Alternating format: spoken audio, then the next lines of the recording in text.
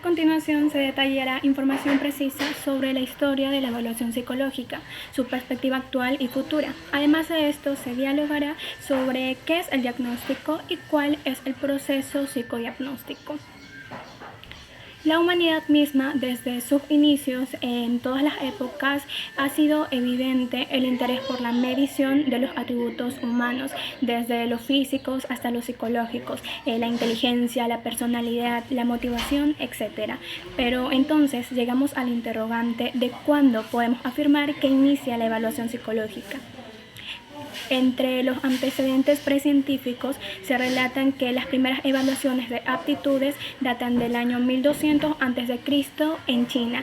Además, filósofos como Platón, Aristóteles y Descartes fueron algunos pensadores que atribuían diferencias y capacidades distintas en cada una de las personas. Gall no se queda atrás, ya que en 1758 y 1828 planteó que las facultades psíquicas estaban localizadas en el cerebro. Para reconocer también aspectos de la historia de la evaluación psicológica, hay antecedentes científicos entre los siglos XVII y XVIII. Entre ellos tenemos al establecimiento de la psicología como una ciencia experimental, donde su mayor exponente es Wundt. Además, se relatan primeros estudios sobre las diferencias individuales con el autor Galton.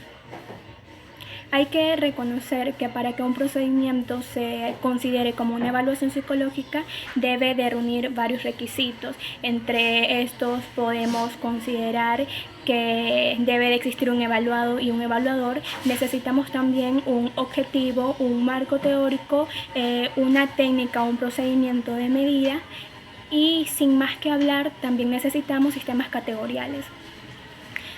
En la situación actual de la evaluación psicológica podemos afirmar que existe una variación de los modelos teóricos, por lo que su sustento es diverso. Las pruebas no son homogéneas y los resultados no siempre equivalentes, por lo que resulta importante que las evaluaciones que se realicen sean adaptadas al tiempo actual.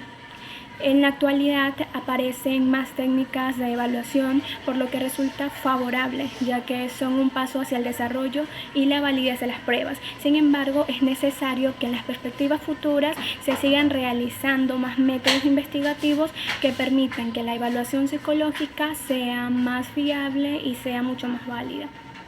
Ahora determinemos qué es el diagnóstico. El diagnóstico es considerado como el proceso que permite reflejar las situaciones de un estado o de un sistema mediante el método diferencial a partir de un cuadro clínico, para que luego se proceda a definir la enfermedad del paciente, que conlleva a la realización de una acción o tratamiento a partir de los resultados del diagnóstico, donde se va a decidir llevar a cabo los siguientes aspectos.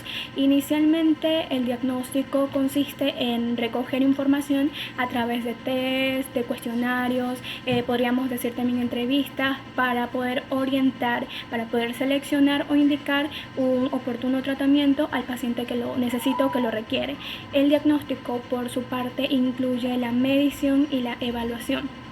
Pero entonces, ¿cómo podemos determinar que se llega a un diagnóstico? Se llega a un diagnóstico mediante el método diferencial.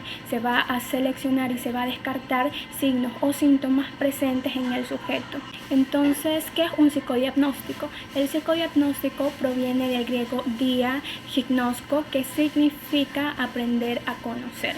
El psicodiagnóstico es un diagnóstico dirigido a la exploración de aspectos psicopatológicos negativos o deficitarios del funcionamiento psicológico. En la actualidad, el término sigue vigente y se le usa tanto como sinónimo de evaluación psicológica o como para identificar el problema psicológico del sujeto evaluado, o bien para su oportuna clasificación.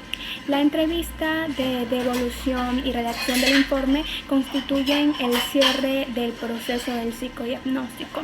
Ahora vamos a determinar cuál es este proceso de psicodiagnóstico. El psicodiagnóstico se apoya en el método clínico que sigue los siguientes pasos.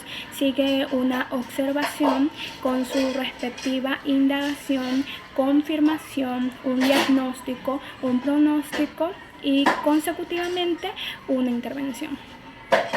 ¿Qué técnicas se emplean en este proceso psicodiagnóstico? Pues se pueden emplear tanto técnicas como proyectivas como técnicas psicométricas. Muchas gracias.